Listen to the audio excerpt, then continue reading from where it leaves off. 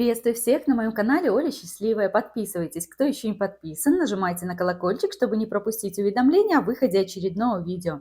Три мои орхидеи красавица, орхидея Сезам, вот эта голландская, шикарная орхидея Интрига и орхидея, которая была без названия, но в прошлом видео мы с вами определились, что это орхидея Гламур.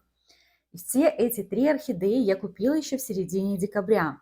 И получается, почти 1,5-2 месяца они у меня стояли в карантине. До того, как отправить их в карантин, я проводила первую обработку, первый осмотр. Это все вам показывала. Ссылочку на прошлое видео оставлю в описании под этим видео. Кто покупает новые орхидеи, обязательно посмотрите, как правильно орхидеи оставлять в карантине и обрабатывать, в том числе от вредителей и болезней. Прошло 1,5 месяца, эти орхидеи у меня обрабатывались от вредителей один раз только при покупке, потом еще один раз, и вот буквально вчера я их обработала 3-й раз. Сейчас покажу, как обрабатывала их вчера от вредителей. Вот видите, еще пятна на листьях пооставались. Для обработки орхидей от вредителей буду использовать Аберон Рапид, это инсектоакарицид, и самое главное, когда подбираете средства для обработки. В данном случае профилактически смотрите, чтобы средство было, на которое нет привыкания. Потому что, например, если вы используете такой хороший, достаточно препарат, как Актара, то имейте в виду, к нему есть привыкание. Его использовать часто нельзя. Этот же препарат, например, Аберон Рапид, можно использовать раз в 3 недели. Привыкания нет. И состоит он из двух составляющих. Это инсектицид и акарицид, то есть самого широкого спектра действия и в том числе от клещей. Будем обрабатывать. Орхидею уже поставила в ванной, листики протертые, чистые для эффективности обработки. Готовить с литрами не буду. Препарат беру 250 мл теплой отфильтрованной воды, переливаю, так, набираем. И сюда идет Аберон Рапида на 250 мл воды. Буквально я беру, смотрите, вот 2 мл. Точнее не 2, а 0,2 мл. Выливаю. И обязательно для всех вот этих препаратов, которые мы даем для орхидей по листу, использовать прилипатель, чтобы хорошо препарат держался на листьях. Иначе вы опрыскивание проведете, препарат высохнет и все. А чтобы держался, используем прилипатель. Берите любой прилипатель, который есть в продаже, либо можно использовать средства для мытья посуды, жидкое мыло с нейтральным pH. Если кто-то использует такое же, как у меня, то дозировка здесь идет 0,125, опять же на 250 мл воды. Так, набрала 0,125 прилипателя, тоже сюда. И хорошенечко мы с вами все перемешиваем. Если не использовать прилипатель нейтрального pH, может выйти хлопьями это средство. Сейчас я перемешаю хорошенечко и покажу. Смотрите, там внутри у нас жидкость однородная, хлопьями она не пошла. Все, закрываю. Этот мой опрыскиватель. Так, стоп. Вот так. Крепим его. И обрабатываем классически сверху. Включился он у меня. Сверху листа и снизу листа. Вы всегда меня спрашиваете, если я показываю какие-то гаджеты, которые применяю для орхидей, где что купила, можно заказать на любом маркетплейсе. И на одном, и на втором вот эти вот обрызгиватели такие, распрыскиватели на батарейках есть. Заряжается как телефон. Зарядка от телефона. Вот с одной стороны хорошенько и с обратной. В том числе я обрабатываю вот эти цветоносы и держатели для цветоносов. В прошлый раз, когда я обрабатывала, еще при покупке этих орхидей, листики чувствовали себя замечательно, и цветочки именно после такой обработки вообще не завяли. На цветение это никак не сказалось. Смотрите, сейчас у меня препарат остается в пазухах.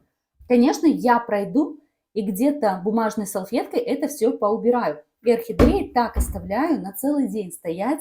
Будут они у меня в ванной. Включу сейчас принудительную вентиляцию. Сами видите, я работаю в перчатках обязательно. Двери будут здесь закрыты. Пусть все хорошо просохнет. Но пазухи, конечно, и точки роста листа я просушу сама. И вот теперь я спокойно могу поставить эти орхидеи к остальной своей коллекции, когда они полностью пролиты и полностью обработаны. Вот эти пятна я даже убирать не буду. Пусть они будут. 3 недели после такой обработки сейчас препарат еще работает. Что касается корней и пересадки. Все эти орхидеи стоят у меня в покупном грунте. Естественно, я их за этот период во время карантина не пересаживала. Спешим мы с вами пересаживать орхидеи, если есть какие-то проблемы, когда покупаем реанимашки, либо приходят орхидеи по почте, что-то с ними случилось, их надо спасать. Тогда да, я уже не смотрю на цветение, то, что его можно потерять, просто пересаживаю орхидеи. Если же орхидеи в хорошем состоянии, посмотрите вот на эти 3 растения, то не спешу совершенно их пересаживать. Пусть орхидеи отцветут, а потом посмотрим. Для новичков хочу порекомендовать. Под шейкой орхидеи, скорее всего, есть торфяной стаканчик. Раньше оно было на 99%, что есть торфяной стаканчик. В последний год обратила внимание, что уже производители отказываются как-то от торфяного стаканчика, и не всегда он есть под шейкой, особенно у голландских орхидей. У польских орхидей, да, стаканчик еще и есть под шейкой. Если вы боитесь, не уверены в своих поливах, есть проблемы с тем, что переливаете, можно убрать вот таким образом, разобрать кору немножко и даже пинцетом вытащить торфяной стаканчик. Либо второй вариант, опять же, перестраховочный, возьмите и просто пересадите. Я раньше 100% пересаживала. Орхидея отцвела, и я пересаживаю. Сейчас не спешу пересаживать, смотрю по обстоятельствам. Но вот этот старый грунт, и вот это то, что я вам рассказывала в прошлых видео, что есть у меня пару орхидей, которые заболели, и такое заболевание очень коварное, нехорошее, тяжело с ним справиться, ризоктониоз. Это грибковое заболевание, и споры гриба, они могут жить в грунте, и при благоприятных условиях начинают развиваться. И вот когда я раньше орхидеи полностью пересаживала новые, у меня такой проблемы не было.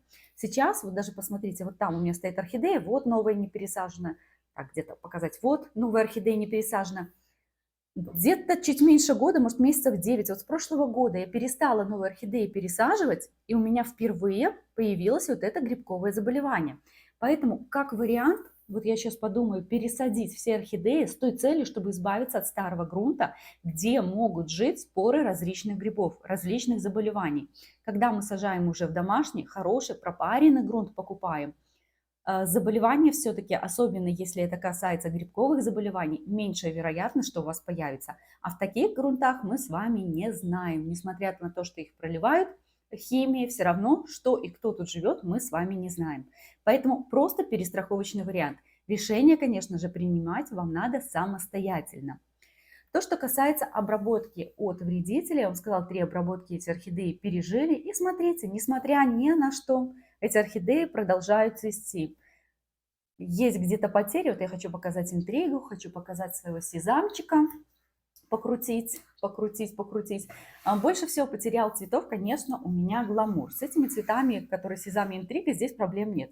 Но это скорее было от жары и сухого воздуха, не от обработок.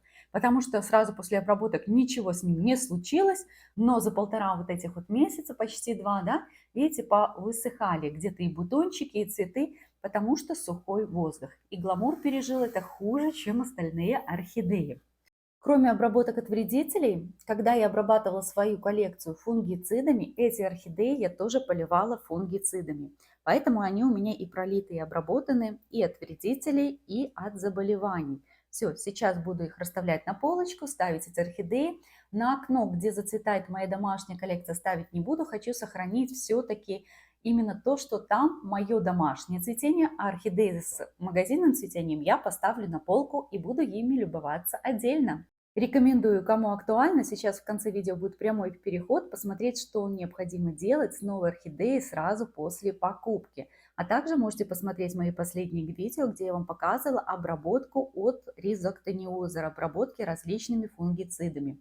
А всем, кому понравилось это видео, кому было полезно это видео, ставьте лайк, подписывайтесь на мой канал, чтобы не пропустить очередное видео. Пока-пока!